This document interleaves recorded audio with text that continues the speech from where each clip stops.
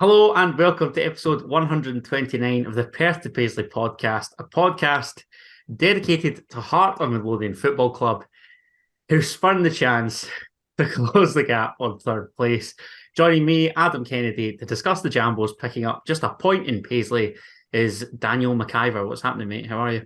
I'm doing all right. I've had a day off from work today because BT Internet are bastards and caused me to have to be without internet all day, and it's still not even fixed. But thankfully, it's sorted for this, so people can still get our Nice. incredibly nuanced and knowledgeable views about the Hearts game at the weekend. How are you?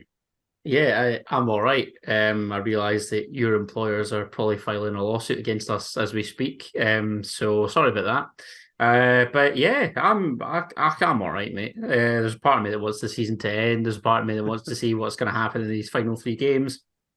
And there's a part of me that's fearful, and there's a part of me that just thinks that there still might be a little something in the air. So the usual. So yeah, yeah.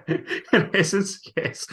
Um, Before we chat about Hearts and St Mirren going toe to toe in Paisley, we're going to go around the grounds as we always do. Five other fixtures, of course, taking place in the Premiership this weekend. The first of those was the sixth and thankfully final Old Firm of the season as Rangers got the better of Celtic 3-0 at Ibrox. The other match in the top six was a 3 o'clock kickoff alongside ours. And that was, of course, Aberdeen and Hibernian playing out a 0-0 stalemate up at Pittodrie. And then the other three matches, obviously all taking place in the bottom six. Dundee United, just as it appeared as though they were safe, that's now back-to-back defeats, their latest coming at the hands of Ross County, 3-1 at Tannadice, thanks to a Jordan White hat-trick. My goodness gracious me. And then the other two scores I actually correctly predicted, bang on. Kilmarnock beating Livingston 2-0 at Rugby Park. Kyle Vassell and Danny Armstrong penalty, of course, with the goals. And Motherwell, it was also the scoreline 2-0 up in Perth as Motherwell swept past St Jobbie. What did you make of the other five fixtures, mate? Who cares about the Old Firm? It's irrelevant. Thank God that's finished, honestly. Yeah. It's made 10 times worse when you live through the West because they just build it up to Of be something that course. it's not. And you're like, I don't care. Yeah, mental. It genuinely is like they play it every other week, can I just say? Like, the English are right. It is so tin pot. I think in my life I've watched two Old Firms. I think in my entire, and I think one of them came this year as well. So it's never interested me. We are oracles because last week we predicted that both Hearts, Hibs, and Aberdeen would all draw, even though we didn't want to be right. We were. The Nisbet penalty is just mental. We could have done with that going in, really. Well, in saying that, they would have overtaken us. So we needed a draw. We got the result we wanted from that game, not from our game. Yeah, but then I'd feel confident about doing Hibs at Tynecastle. I wouldn't right now.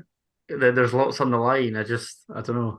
I know what you mean, though. And then in the bottom three, if you ever come away from a game and someone goes, "How was the game, by the way?" and you can actually turn around and say, "Oh, we can see a Jordan White hat trick," you don't deserve to be in the top flight. Like, that's an insane sentence. I think I heard a stat that he's actually never scored a brace either. So of course he hasn't. He's Jordan White. It's either one, or in this case, all three. Like, conceding after 38 seconds, I think it was. Dundee United actually looked as though they were safe as well, though. Yeah, like 3 wins on the spin, and now back-to-back defeats, and they've just pulled like right back in. I think St Johnstone are another who could get pulled right back in because they go to Killie at the weekend.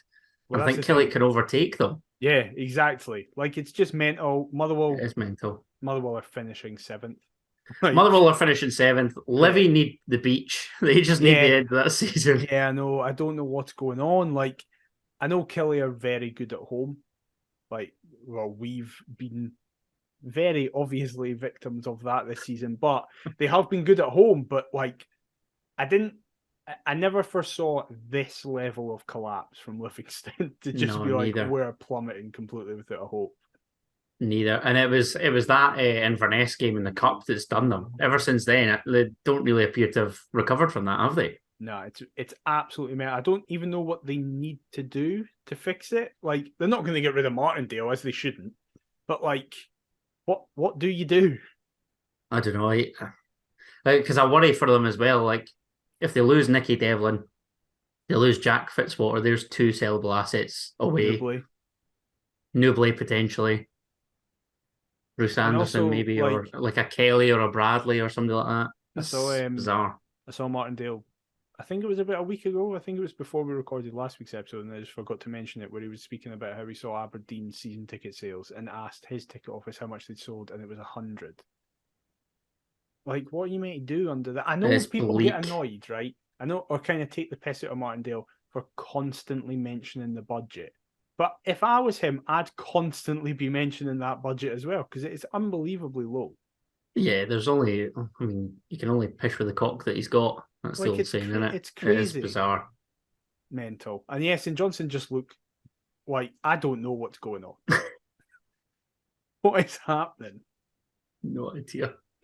Yeah, it was a weird weekend. I feel like, as it often is, the bottom six, I hate the split. We've both made it very clear our Ron. thoughts on the split. The bottom six, I always feel, is way more interesting than the Oh, top six. 100%. So Like, the top six games just happen. And it's just like, all right, okay. I think what you need in the top six is ideally the top two to be neck and neck for it to even look interesting. I The was just fact been the most interested in ages because there is that like thing, but now it's not. Now it's done. So No, it's just exactly. like, yeah, As soon as Celtic sealed it, it was like, yeah, we've got the battle for third place to an extent, but neither of us feel particularly confident. So then you've got probably now both Edinburgh clubs will feel as though they'll make up fourth and fifth.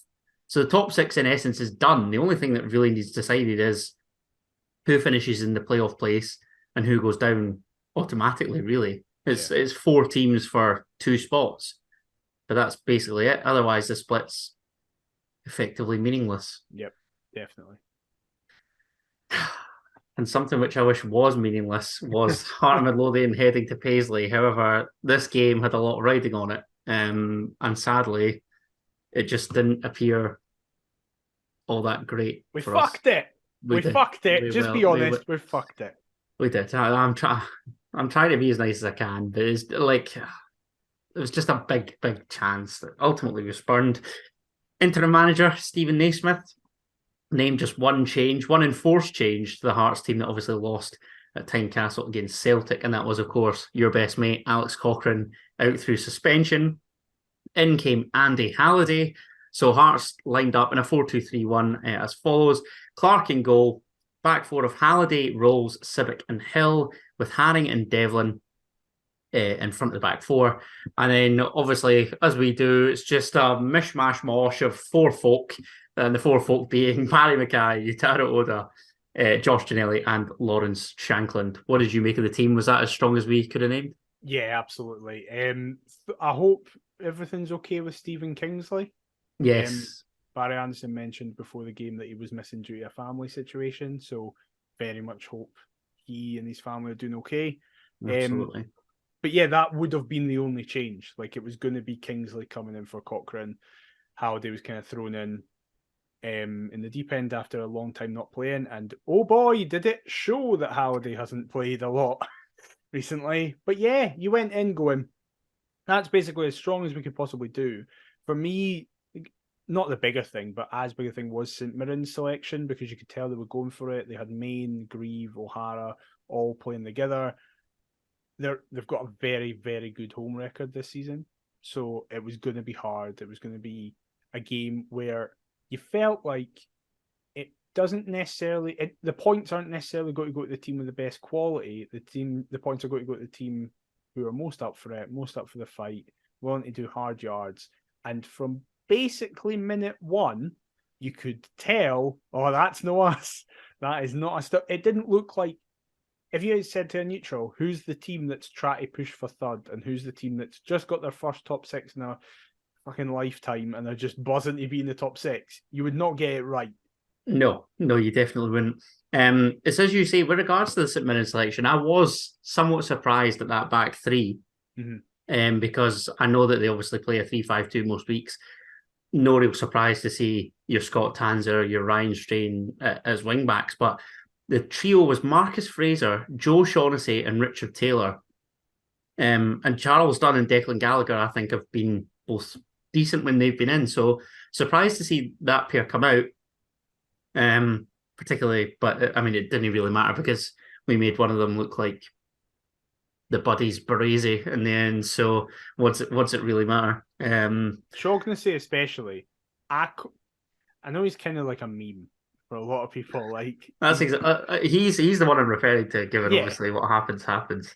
I think Shaughnessy is a very serviceable Premiership centre half. Serviceable. I like that. What does that mean? Just like normally you'd expect him to never like be amazing, but I don't think he'll often be a hole in your defence, or I don't think you ever worry about Shaughnessy. If you're his fan, I don't think you go, oh shit, Shaughnessy's playing. But I don't think you'd be like, yes, we've got Shaughnessy at the back. Unless you're playing against Hearts, where he turns into Maldini. Yeah, a competent sort of gap filler. Steady Is that Eddie. fair to say? Yeah, steady Eddie.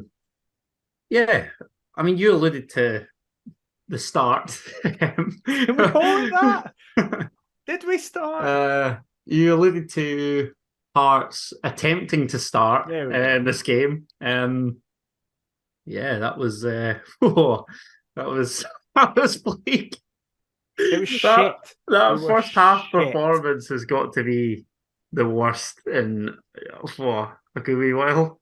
I don't know. But even obviously the run of results that ultimately ended with Robbie losing his job, were any of the first halves as bad as that? Off the top of my head, unless you see the cup game against Celtic. No, we obviously conceded after a minute, but that's to be expected against them. We started and ended the half badly, but I felt for the most of the first half we were at least in it. Whereas with that, it was like, and I know the goals come when they come, but even from the first kick, it was like, oh, we don't seem at it, we don't seem on it, we don't seem up for it, and how is that in any way excusable? Are you surprised by that, given obviously who's now in the dugout? Yeah, and I know I saw a lot of people being like, well, this is just a hangover from Nielsen. They're playing safe, they're playing secure, they don't want to take too many risks because they know what's at stake. But I feel like at this point now, Naismith's had them for a wee while. And as Naismith, in his own words, said, they've been listening to me. They just didn't listen to me in that first half. It's intriguing, isn't it? Sort of player power perhaps coming to the fore here. Whereas I don't know if player power came to the fore. Look, I'm not making any accusations or allegations or none of that, but it's almost like player power has sort of shifted out the previous regime. Yeah. And like, it's not, do you know what I'm alluding to? Like, are players too accountable now? I don't know. Yeah, there's no longer the safety net, for a lot of players in Nielsen. Yeah. Like, so many people, rightly or wrongly, would go, oh, well, imagine if Nielsen wasn't here, imagine how they'd be playing then. It's like, well, that's gone now. Like, you don't have that safety net. And I know it's not the same as, oh, there's a permanent manager in place and he's imprinting his style, so certain players take time to get used to it. I know it's not as easy as that, but it's like, well, we've seen some players come in, Haring, come in and just be good again. Sibic has been, I still think, despite what we'll get into, Sibic has been consistently good all season. Since that Zurich game, I think Sibic's been consistently good. I don't think he was at his best at the weekend. Yeah, absolutely. Mind you. But I do agree with you. Oda has recently come into a game, and then Shankland and Cochrane have been Shankland and Cochrane this season, where they've both just been great. There needs to be personal accountability, where it's like, well, some players have managed to do it. Some players have managed to be consistently good, or not necessarily good in the case of, like, as you say, Sibic didn't have a great game and has had dips, and Oda still has issues. But you can at least go, oh, well, you can see there's someone there. There's other players who are just walking about now and just don't look up for it at all. Yeah, do you think that the badge is weighing heavy, a bit too heavy for some of these? Yeah, potentially, but also potentially I just think some of them think they're way better than they actually are. So as a result, I'm just like, it's fine. Maybe. Look, as we've alluded to, not a great start in this game from a Hearts perspective. St Mirren did batter us that first half. First highlight comes on 18 minutes. Ryan Strain has a pop from range after a few Saints players exchange passes on the edge of the Hearts box. Nobody really looking to close, which is a little bit worrying. A great slide. I mean, I talked about Toby Civic not having necessarily the best game, but Well, 5 this minutes gets later, us a point. This gets us a a point. great slide from Civic to deny Grieve at the back post after he'd evaded absolutely everybody. The fact that he's in such space is alarming. Our defending in this game was brutal. It was the second phase from a set piece, right? Yes, it was. Yeah. So I don't know if the defence has been like, right, we move as one and push out, but Grieve has noticed that, so dropped, and no one's dropped with them. But it makes it even more impressive that should be a goal. That should absolutely be a goal. And Civic, without that, we don't get a point from that game. So we'll get to the goals that we did concede where Civic is culpable. But you look at the overall performance, it's like, oh, we wouldn't have got a point without Civic. Fair comment. And of course, the man that's obviously in the sticks behind him. Saints would have the ball in the net on 26 minutes, but thankfully the officials reached the correct conclusion. I mentioned Alex Grieve there. He is a bit of a pest, isn't he? I like Grieve. Like he and Main seem to work really well. Obviously, I know that Ayunga's been out for ages. I know that Tony Watts probably played his last game for the club as well. In this instance, obviously, Ryan Strain's free kick is bundled home by Gogic. Curtis Main was the one that looked around Xander Clark and centres for the Cypriot, but Grieve is the one that's standing miles offside. Absolutely miles off. Yeah. Hearts would then decide to launch an attack of their own. It only took us 27 minutes. And if you wanted a summary of our first half performance, Josh Ginnelly gets in the way of a Yurtaro Oda shot, which basically summed up the first 45 from a Hearts perspective. Just mental. How is it that we have our first chance, and it isn't even, it's a half chance, because as you say, Gino gets in the way, and I don't even think it's that it's not a great shot anyway. No, it's not. How is it taking half an hour to do anything of note? Trevor Carson's a good goalie as well. I think that would just be as routinest job as he could ever ask for. But 10 minutes before halftime, the Buddies would take the lead. And I alluded to the Buddies Baresi here. Alex Gogic nods a Scott Tanzer corner back across goal for Joe Shaughnessy to prod home. This had just been coming, and it's a carbon copy of a goal that we just tend to concede time after time after time after time. Was that? I thought it was Main. Was it Gogic? They're both just bald guys. Yeah, I think it. It was Gogic that nods it back over because you see him celebrating. Right. And Main's the one that rounds Clark beforehand and centres for Gogic. Get you. Civic's poor here. Civic should be winning that ball. Is he the most culpable? No. I think there's another person that's more culpable that we'll get to in a minute. Interesting. But Civic should be doing better there. But again, I said that on Twitter at the time. It was like game week 35, I think that was. It was, yes. And we're conceding a ball into the box. From a ball into the box, sorry. It's just inexcusable. We were speaking just before we came on air about how the Evening News did an article where we are joint first from goals conceded from set pieces with 14. Over 25% of all goals we've conceded this season comes from set pieces into the box. That also doesn't include just basic balls into the box, which would bump the percentage up even higher as well. Yeah, 14 from the 53 that we've conceded in 35 games, league games this season. It's insane. However, the other person that I think is equally culpable is Xander Clark. Why are you not coming for that ball when it's headed back across? I think you can tell every Hearts player goes, it's headed into the path of Clark, he will be coming for this. Now, whether or not that's an acceptable mindset to have, you should probably just be going, no, I'm just going to put my head through this and get it away. But Clark hesitates, and I don't know what he's doing. Do you know, I actually feel that Clark's probably more at fault for the second. Oh, we'll get to that. But what I will say is, and we've said it numerous times, neither of us are a fan of zonal marking. No. I don't know who's meant to be picking Joe Shaughnessy up. I thought when I saw it at first glance, it was Kai Rolls. Is Kyrill's not behind Clark on the line? I don't know.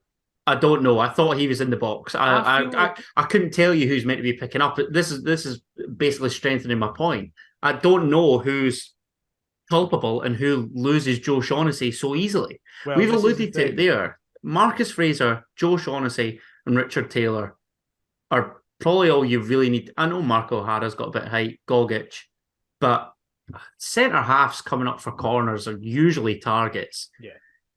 Fuck me. I think the biggest point to your argument is that I think it is like, if you watch it back, you see Shaughnessy run in like a half circle. I mean, it just loses somebody so easily. But what that to me is like, that's clearly an issue with zonal marking, because he's ran out of the zone of the person, whoever he starts with. Say hypothetically it's Shankland. I don't know if Shankland was back, but just hypothetically it's Shankland. He's standing with Shaughnessy, and then he goes, right, I'm on him. Oh, he's left my zone, so it's not for me. Yeah, again, man to man for me. So I know who I can come on here and slew, because that was far, far too easy. Yeah, I don't think this goal is any one individual. I think some individuals have more of a part to play than others, like Sibbick and Clark, but it is just more generally, it's like, go and see if see if our manager comes in and the first thing he does is gets rid of zonal. I'll be like, right, I'm fully supporting you for a 2-year stint. Like, I'll let you do whatever you want in that time. Regardless of the results of the park, you will afford. 83 losses on the bounce. I'm like, but we've never conceded for a corner since. It's fine. Lauren Shankland would then try his luck on the spin as we went in search for an immediate response. That was just 3 minutes later. And 3 minutes after that, I alluded to him earlier, Alex Grieve looking to link up with Curtis Main. The New Zealander receives the ball in behind the Hearts back line yet again, cuts back, slips through his strike partner, but thankfully it's straight as Xander Clark. And on the stroke of half-time, it went from bad to worse, as it so often does. When it rains, it pours. Curtis Main receives on the right flank, opts to switch to the left-hand side to find Mark O'Hara. The Saints skipper jumps up with James Hill, who appears to win the ball cleanly with a header. However, the Buddies are awarded a free kick. The fans are demanding that James Hill be sent off. Strain steps up from the resulting free kick, bends one up and over the wall into the bottom corner. 2-0, and it's looking bleak heading into the break, let's just say. Right. We'll speak about the foul first. That isn't a foul. Well, this is the thing. There's 2 big fouls in this game, right? Yes. One of them we'll get in a bit. This one, I don't think is a foul, but can understand why a referee gave it. Yeah.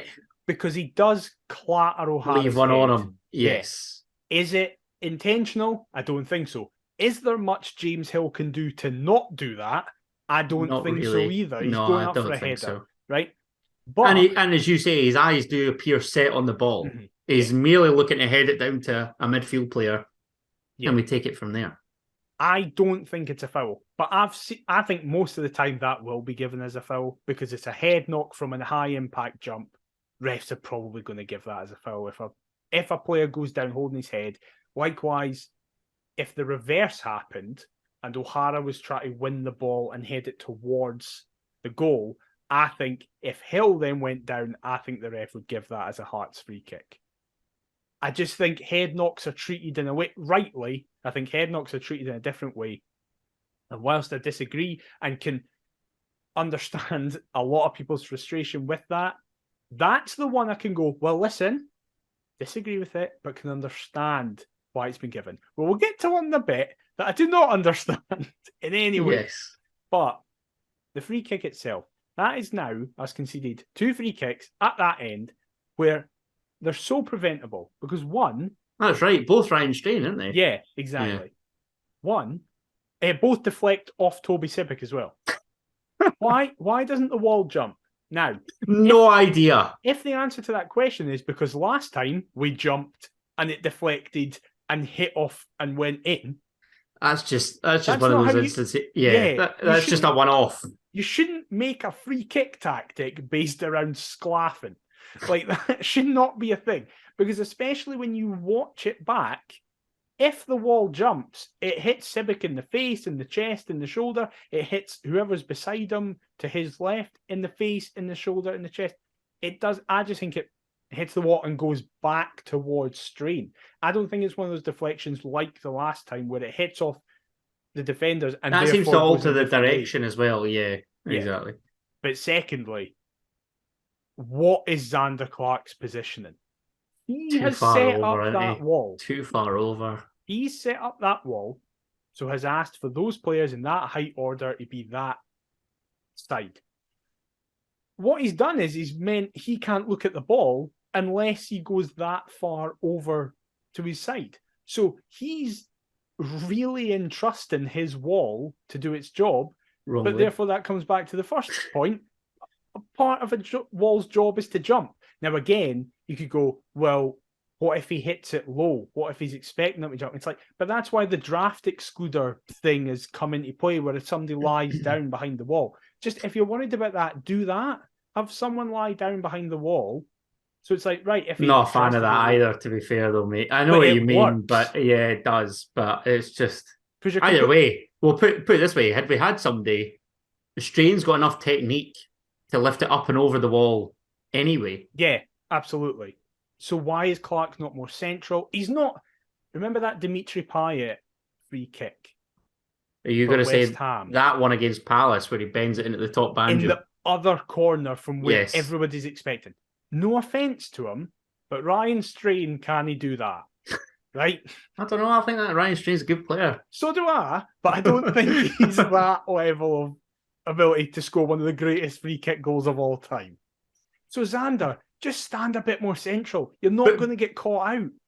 Put it this way, if he did, that's one of those goals where it's just like, well, what really can you do? What are you meant to do? It's one of the greatest goals you've ever seen, kind of thing. It's just mental. Yeah.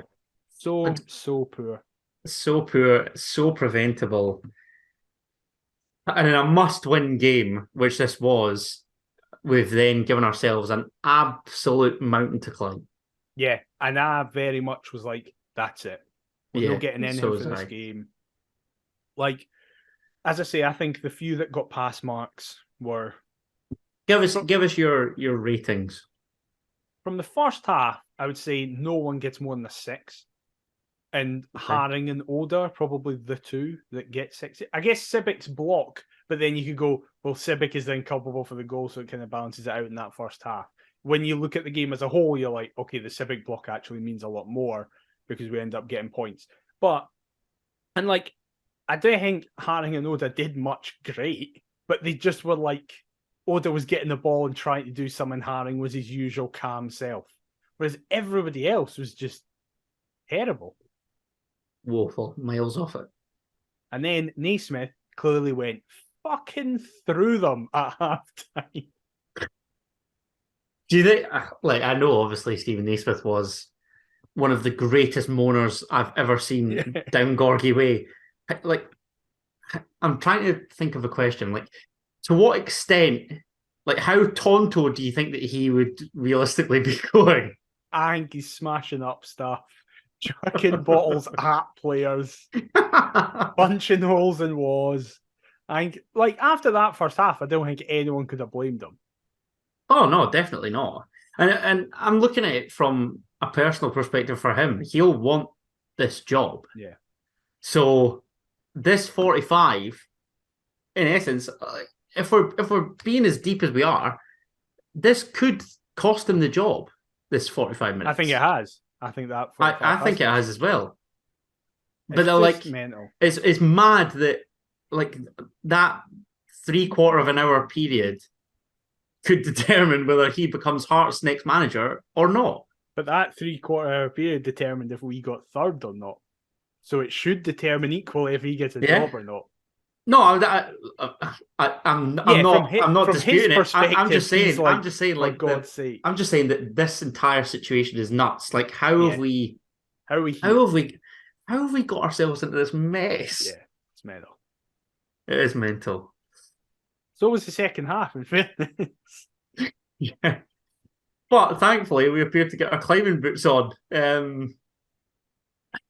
Early doors, Oda sends a shot down Carson's throat after receiving from Mackay, as he so often looked to do on Saturday. Um, Ryan Strain would then cut inside Nathaniel Atkinson so easily, would blast one for Zander Clark to tip over after his corner had been cleared.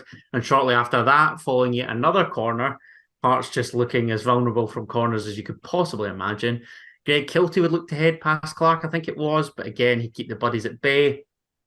Haring would be next to try his luck, but his deflected effort was gathered easily by Carson. However, we would make it interesting with just under 20 minutes to go. And it's a great goal. Ty Rolls drifts out with the ball, sprays a lovely pass over to his compatriot Nathaniel Atkinson. As I say, off the bench, sends a wicked ball into the area, begging to be stabbed home. And there's Josh Ginnelly to prod Hearts back in it. 2-1, game on. I will preface everything I'm about to say about the second half by saying I didn't watch the second half as I had other things I needed to do. So I've only seen the highlights, but I've been reliably informed by kind of everyone who was there that Atkinson was fantastic when he came on, which That's is very like interesting. My dad actually said it's the best 45 he's ever seen of him. Wow. And I saw Hearts, though, say that he was man of the match and he was on for 45 minutes. That probably speaks more volumes about the game, but yeah. Absolutely. But yeah, it's a great goal. It's a really good goal. Did he replace Halliday at half time then? Yes, he did. Yeah. Right. Does incredibly well. It's a great ball by Rolls, as you say.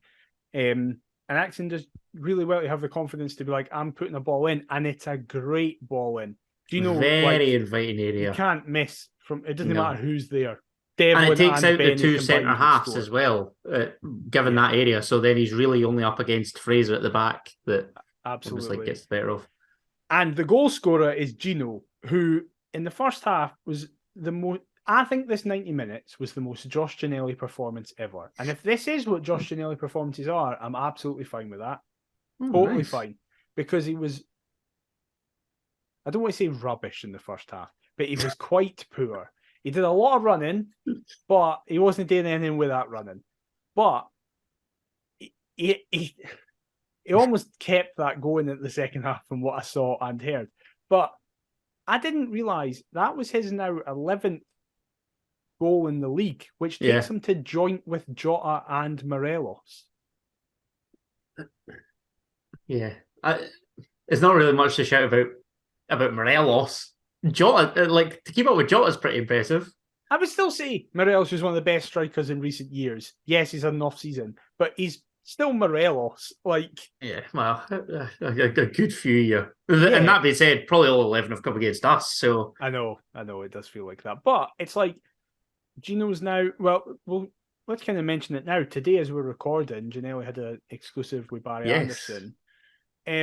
Where he made really reasonable demands, where he was like, I want to stay, but I want to be given security for me and my family, because it's something like he only gets to see his family every 6-7 months kind of thing, especially when we're this busy and he doesn't have time to go down. But it's when there's an international break and that's it. And do you know what? Like, I can get behind that. I can understand that. I'm trying to veer away from how I've looked at football previously. Like, the bloke's a human being. Like, I can't default the guy He's been for up that here 3 at all. years.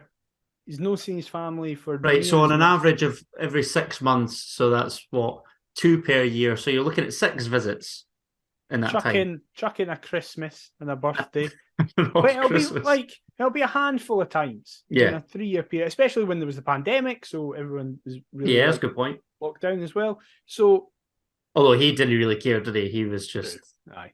But I really hope we get... Because I think everybody, like I think both of us have said on this podcast before, we fully expected them to be away. We thought he was gone.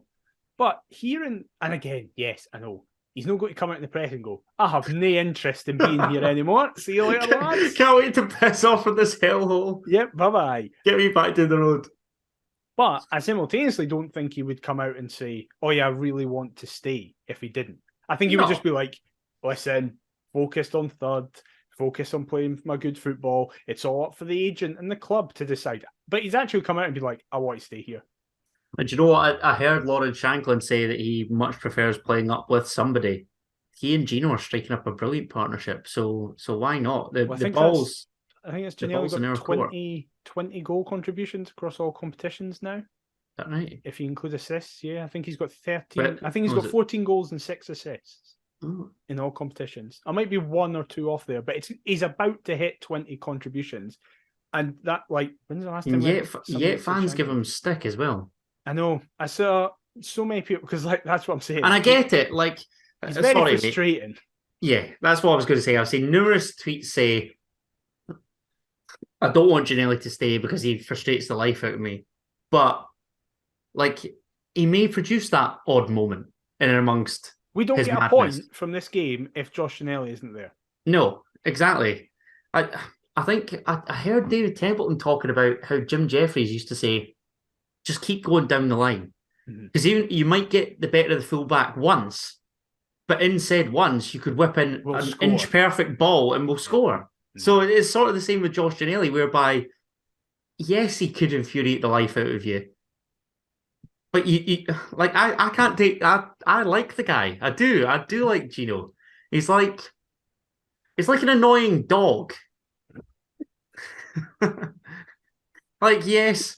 He might trickle on the carpet. He's like a puppy. He might trickle on the carpet. He might leave you a little doggy doo-doo. But you just look at his little face and you just see him kicking about and you just want him to stay. Ginnelly's an annoying puppy. That's the thing, like... I don't know where I was going with that. I understand people have frustration with him, but that's us now got another player up to 20 goal contributions. Go and get us another 20 goal contribution of player then. How often how can we say they're easy to find, don't they? Yeah, exactly. Like, he's our best wide player. The market and find loads of those. He's our best wide player this season by a mile. He's playing his best football since he's arrived. He's stayed the most fit.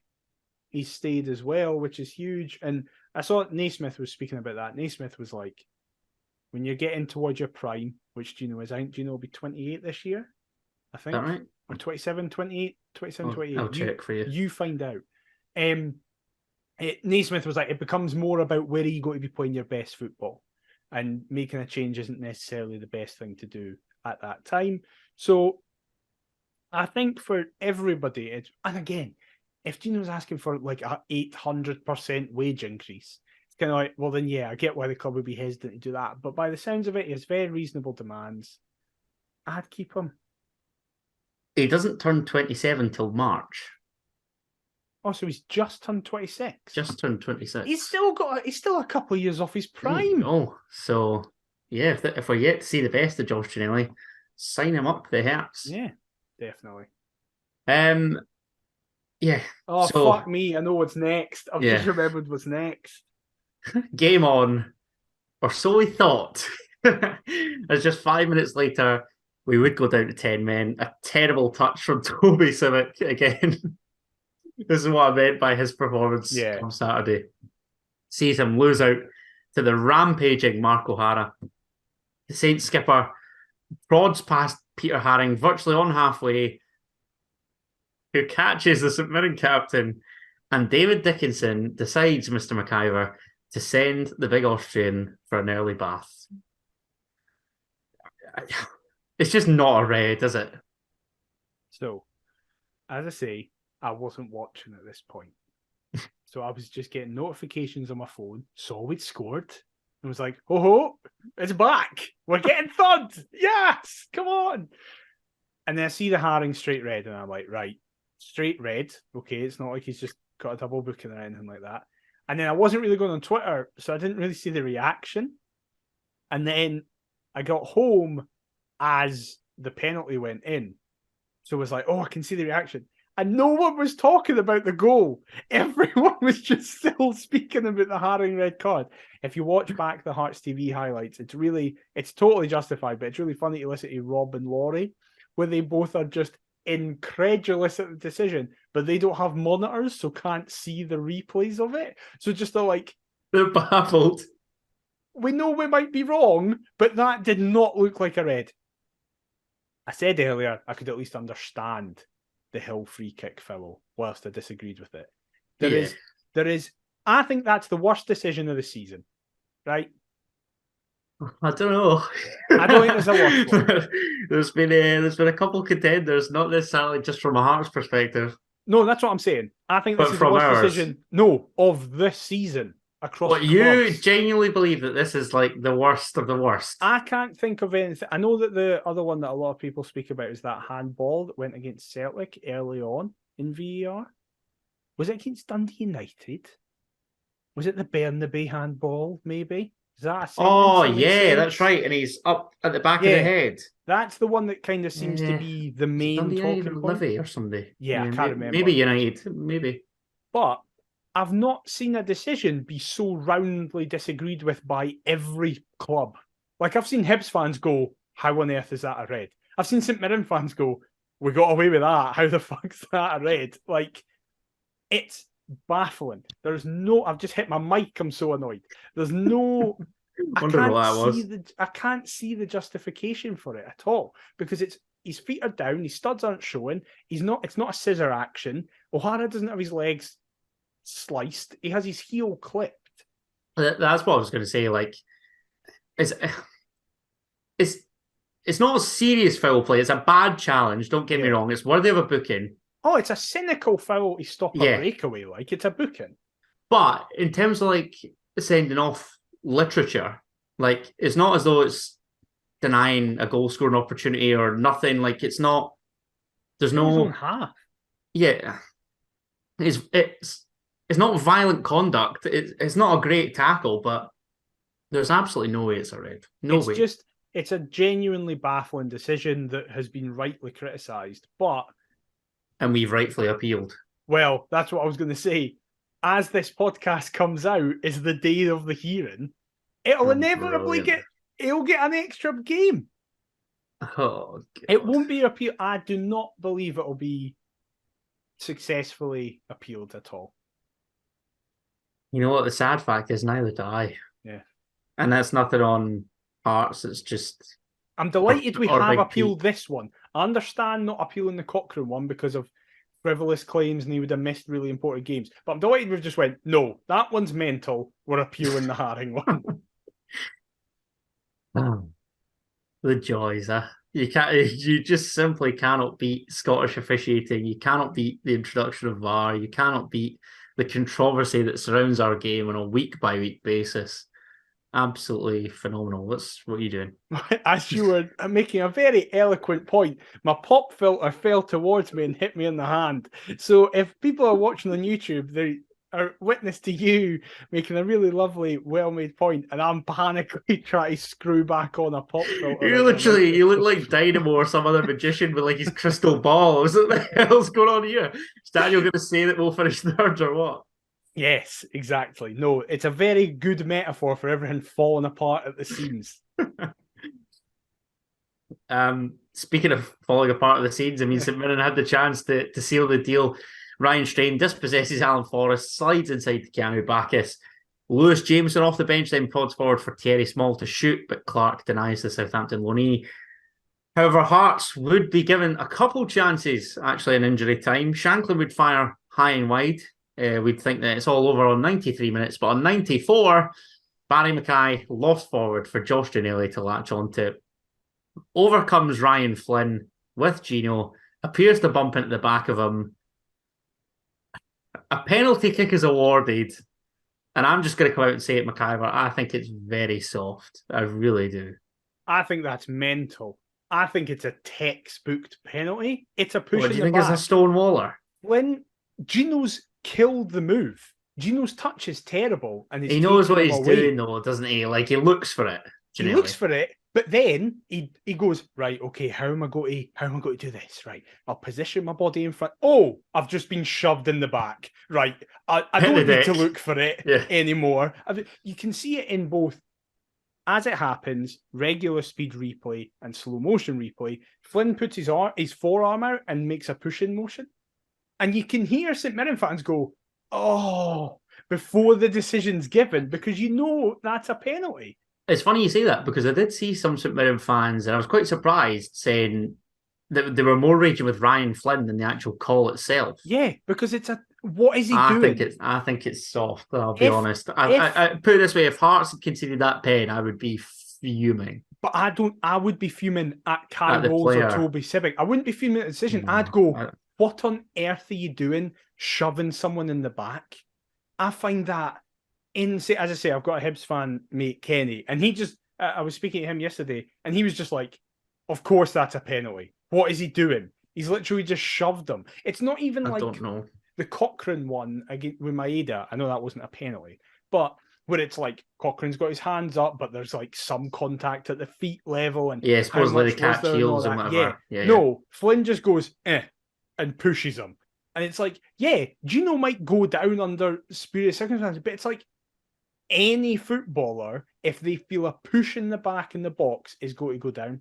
It is a mental challenge to make, considering he's still got a heck of a lot to do to sort of alter his body. Like he's heading away from goal. Yeah, exactly. Like I genuinely do find that one baffling that there's been so much discourse around it. Like I just think that's a stonewall penalty. I know it's like the definition of a penalty. I can't say I'm that surprised. I think there's a lot of folk that are still relatively undecided on it. I think it says so much that the VAR check was, we're checking if there's... Oh, it's a penalty. Considering how much they like to drag the arse out of everything else, this is one of those where it'd be justified almost if they took their time. Yeah. But they've reached that quicker conclusion where it's like, all right, okay, well, we'll take it in the circumstances. I think the screen flashed up for VAR check, and then as it was coming up, changed to, it's actually complete. Oh, brilliant. Anyway, you know the script. Shanklin steps up, sends Trevor Carson the wrong way, and thankfully, McIver, St Mirren haven't gained any ground on us, but it has just made that more annoying that we couldn't capitalise on Hibs drawing with Aberdeen 0-0 at Tawdry. Did you see Shanklin's Instagram story? Yeah. What a guy. What was he said? Another one that doesn't count or something. Highlight of the goal with just honestly that doesn't count. As if you couldn't love that man anymore. 26 for the season, is it now? It is. And he's yet to miss from the spot. Of ones that count, because obviously count, that are official. Yeah. That one didn't happen officially. It's fine. Exactly. But yeah, listen, you come away for that game going, in the circumstances, delighted to take a point, considering it looked like we had absolutely no chance. But in the context of the season, that's it. Because now, to get third, we need to beat Aberdeen, beat Hibs, and hope St Mirren beat Aberdeen and Celtic beat Aberdeen. I mean, Celtic surely will on Trophy Day, but that's the type of thing whereby, just to deny us, you would just see them throwing Aberdeen a one each draw. Yeah. Like, do you remember that time when Aberdeen put Rangers to second, I think? I think it was the exact same scenario where Aberdeen went to Parkhead and they won 1-0. You're not telling me that they've thrown... come on. Yeah, absolutely. So, I don't know. We'll see. But speaking of Aberdeen, obviously that's who we play on Saturday in a huge game at Tynecastle Park. 12:30 kickoff, not on Sky, as we alluded to off air. I'm not going to say anything about the TV deal. Everybody knows where it stands. However, I think Hearts pay-per-view is an option. Yeah.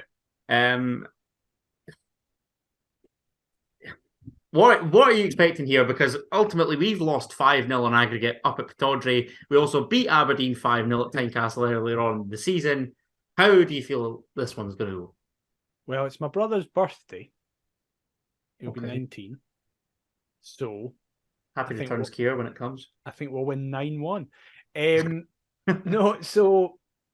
listen, if you know anything about Hearts history, you can work out that my brother's got a pretty good history of games around his birthday, considering the 19th of May. Yes, nice. However, the worry is that he's used up all that lifetime of luck on that one weekend. This is where I'm delighted that I have a June birthday and don't get this crap. Nah, like, see, Hearts I'm can't good. possibly spoil my birthday, but equally they can't make my birthday. So I've never really had my birthday spoiled. I've had a 5-1 win over Hibs, a 1-0 win over Celtic on my 21st. However, it then did coincide with one of my favourite players of all time's hamstring dissolving. I'm saying peaks and troughs. I'm just not involved. Exactly. I have no idea what's going to happen on Saturday, except I'm very much convinced we'll lose. I think Aberdeen will beat us. Do you? Yeah. Why? Because they're very good. I know they've stumbled a bit. Stumbled ever since he's been appointed on a permanent basis. But we've been permanently stumbling, with the exception of Ross County. I don't know, mate. I know we're a different beast at home under Naismith, it seems. It seems we're actually quite good under Naismith at Tynecastle. And that has, again, been the thread. The home team always seems to win this fixture as well. Yeah. Okay, maybe we won't lose, but I don't see us winning. I think we either draw or lose. Yeah. A draw would be so underwhelming. A big aspect of this, you might be more informed than me because I've not seen anything about it today, but there is a chance Duke is out. Yeah, I did see that. He went off hurt. Keeping on the old Twitter sphere, but can't say I know too much. I know that I think this is the last of Graham Shinney's suspended matches, so he should be missing. Yes, yeah, you've got Ross McCrory ruled out for the season, and he's off to Bristol City.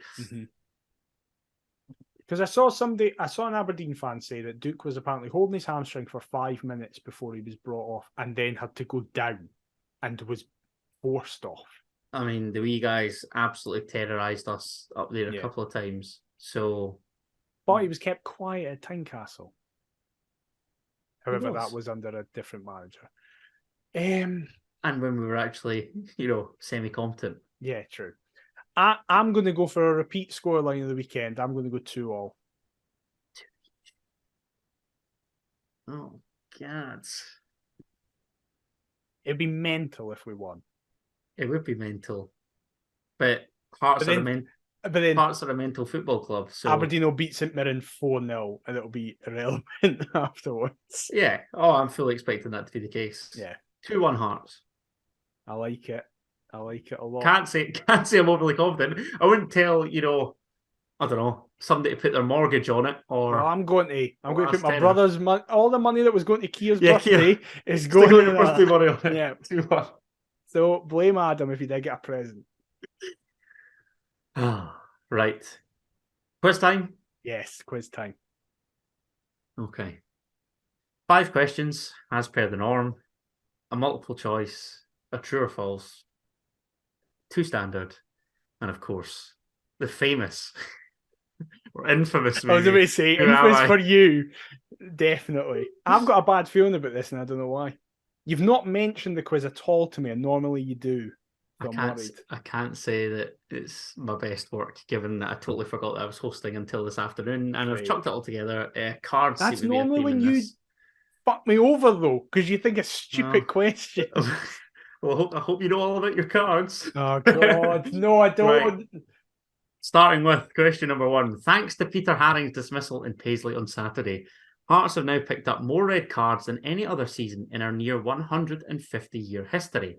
However, which season did the record previously not apply to? You thought it was the amount, didn't you? Yeah, I did. I was like, I know this. It's 12. Right, so we received 11 reds. Let's have a look. So, like I say, which season did the record previously not apply to? So we received 11 reds in 3 of these seasons, okay? So A, 2006-7, B, 2007-8, C, 2008-9, D, 2009-10. Right. Total guesswork. If you know all this, I'll be very impressed. When did Jamie Hamill sign? Jesus. No, I think it was after this. I'm fairly certain it was 2011. Maybe. 12? There's black here at this point. My logic is, I'm trying to think who's really dirty Zal bastard. loved a red card as well. That's the God thing. rest him. Zal's never present in all these Zal years. loved a red card. God rest him. I can't. I'll be honest.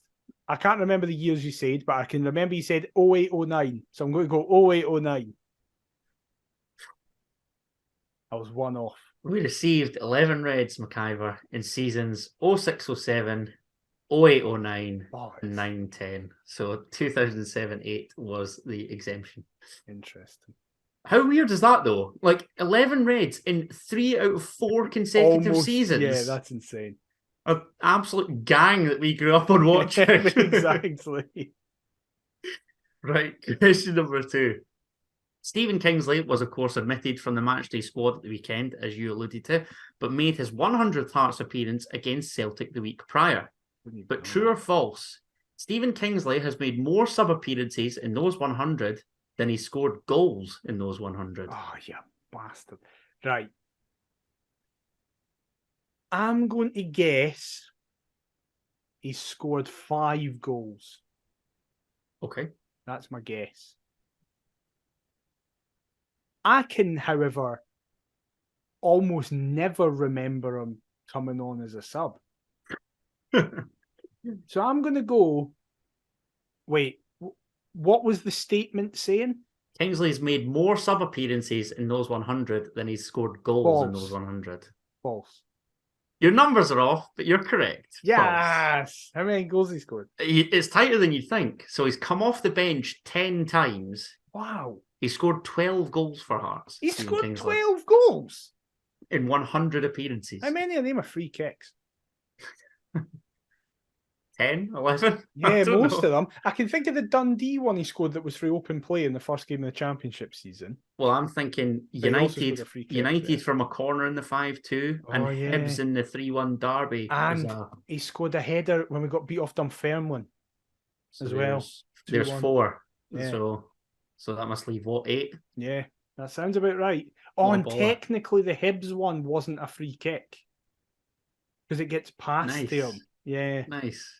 From a set piece. Yeah, but it's not a direct. Yeah.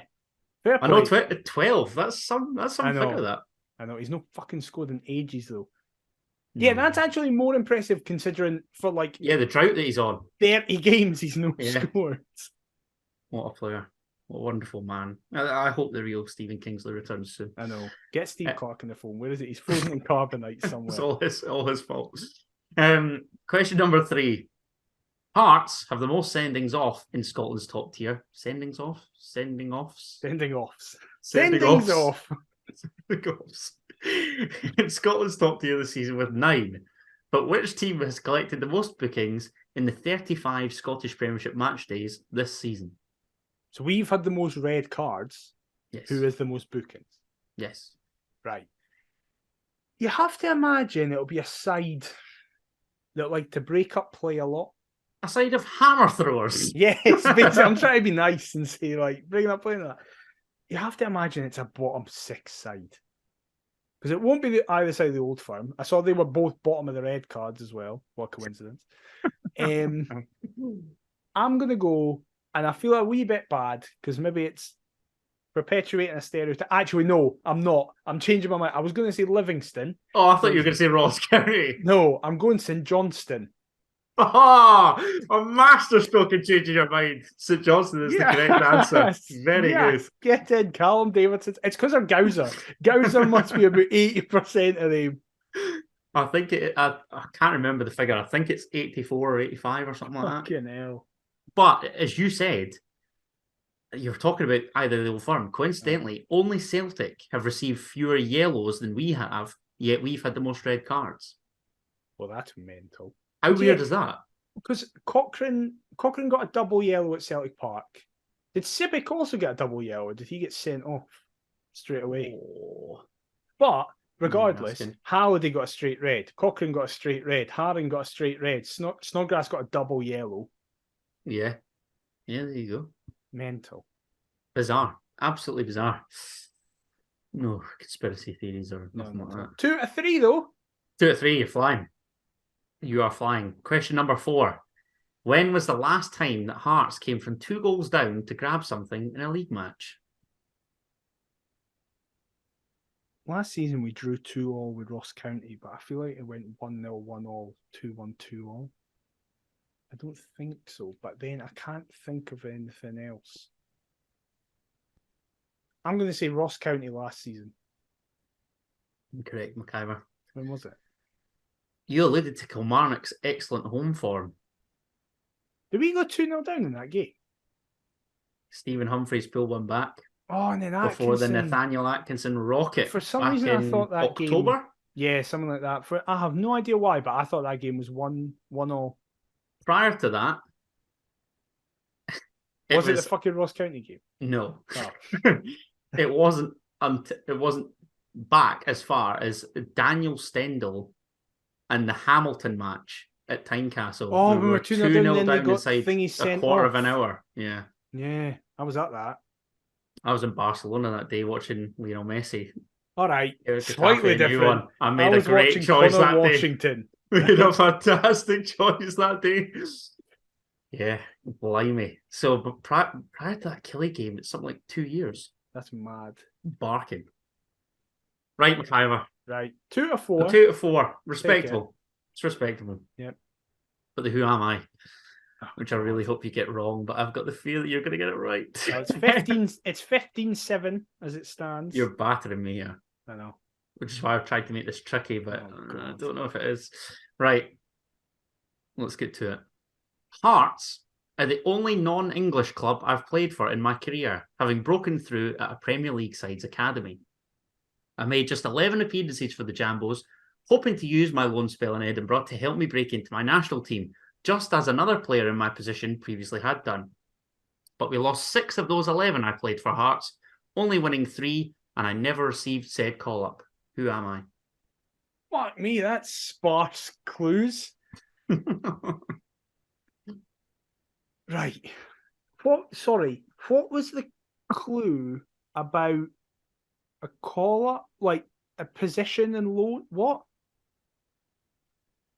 I made just 11 appearances for the Jambos, hoping to use my loan spell in Edinburgh to help me break into my national team, just as another player in my position previously had done. So somebody came on loan, did well, got into a national team, and this person was like, I'll do the same, and was shite. Basically, yes. I need to narrow that. I have a name in my head, but I don't think it makes any sense. Because I can't think of the name. The name in my head is Castaneer. Right. But I'm like, who was good before him that came? Was Castaneer not Dutch? That would be some call-up. Yeah, that's what I mean. I'm also thinking of that boy, Connor Shaughnessy, because Jimmy Dunn did well, but I don't know if Jimmy Dunn got a call-up at Ireland. I would have been surprised if he got a call-up. And I think Shaughnessy was Northern Irish, so maybe he was trying to do that. But I need to narrow it down. So when was he at Hearts? He was at Hearts on the 7th of January 2019. This player joined Hearts on a 6-month loan deal. Shit. I think Shaughnessy was before that. Right. I don't think Shaughnessy arrived in January. I can only remember every signing we made the following January. Because the following January, we signed Advilai, Langer, and Boyce. That was Stendhal's January. What was Levine's January? I don't think there's... Shaughnessy was at Leeds. And I'll be honest, I don't want to offend him. I've not kept up with the rest of his career, so I don't know if he's only played in England. I feel like I should ask the position, though, because I don't think I'll get it with the clubs. Right, okay. Oh, unless, though, do I remember who we signed somebody on loan for? And it's very recent, Daniel. You should remember this. Who did we sign him on loan from? Leeds United. I'm going to go with Shaughnessy. Is that his name? I don't even know if that's his name, but I'm going for him. I know who I mean. I can picture him, the centre half for Leeds, who came and was after Jimmy Dunn, and everyone was like, "It's another Jimmy Dunn," and he was shit. Correct. Connor Shaughnessy says, who wasn't Northern Irish, Oh, sorry. was from the Republic of Ireland, but is the brother of Joe Shaughnessy who opened the scoring at the weekend. Oh, is that what? I thought you were just going to say it's because well, this is the thing. You may have noticed, everybody, that throughout this entire episode, me and Adam were pronouncing his name differently. That's because I heard an interview with Joe Shaughnessy where he got really annoyed that British people don't seem to know how to say his last name. Sorry. And he's like, they all just keep calling me Shaughnessy. There's a G. So I've always sorry, Joe that. And Connor Shaughnessy. Yeah. I've always remembered that. That's a good reason to do it, because that's a weird link. How often's that happened? Like, they're both centre halves as well. I literally couldn't think of anybody else, so I was like, as soon as I saw Joe Shaughnessy, I was like, oh, of course, that makes sense. Because everyone was like, it's another Irish centre half on loan for a Premier League side. He'll just be like Jimmy Dunn, just won't as he? Jimmy Dunn, yeah. 16-7. So joined on loan from Leeds, and then, as you say, you've reason not to keep up with his career. Mansfield on loan, Burton on loan, Rochdale on a permanent, and he currently plays for Little Burton Albion. Bloody hell. So there you go, capped at under 15, 16, 17, 18, and under 21 level, yet to represent the full Republic of Ireland national team. So when he was at us, Jimmy Dunn got called up. Yeah, let's see. What a hero of a man. Yeah, I really miss Jimmy Dunn. I miss Jimmy Dunn with all. Yeah, because I think did he go back? He went back to Burnley, I think. Yeah, he did. Yeah, was that the January? Yeah. I'm just going to click on. Yeah, he was only here for the first half of the season. Jimmy Dunn. He played like 17 games. His loan ended in January 2019. A few days later, he moved on loan to Sunderland. I remember that. Yeah, I was gutted. I was like, this is the worst possible situation for me to deal with. I don't think Jimmy Dunn... so he was named in the provisional squad in November 2018. But he's not, like, I don't think he's ever featured for Ireland, because on his wiki he's only got under 21 appearances. And wrong. No, it wasn't wrong. I mean, you go on Connor Shaughnessy's wiki, and there's, after his loan move to Hearts, he expressed his hopes that he would get a senior international call-up similar to fellow Irish under-21 centre-back Jimmy Dunn, after his loan, he replaced at Tynecastle. Well, right. So okay, that's fine. That final part of the sentence. All right. See, this is why you shouldn't listen to Wikipedia. Yeah, it's a lot of shite. But again, I panicked. I made this up this afternoon. That's what happens. I will take getting Connor Shaughnessy. I will take that. It's annoying. As soon as you said the two, I was like, oh shit, he's definitely got this here. Well, I'll absolutely take that, and I'll be interested to know if other people got it as well, because that's recent enough that people should go, oh, I'd probably get that. But one of those where it's like, it was such a bad time where so many people have just blown. Oh, you forget a heck of a lot of dross. Yeah, you do. Yeah, absolutely. Well, we hope you have enjoyed this episode and didn't think it was dross. If you didn't, please leave us a review on your podcast platform of choice. It massively helps us out. If you've been watching this on YouTube, please leave a like, comment, and subscribe as well. You can get us on all the socials at Perth to Paisley. We're also perthtopaisley@gmail.com on email if you want to fire us over anything over there. Adam, where can they get you on all the socials?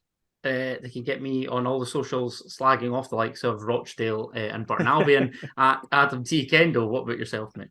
I'm at DMcIver22. We'll be back next week to discuss all the fallout from the big Aberdeen game, preview the Rangers game and Hibs game, because it's a double header midweek and all that kind of patter.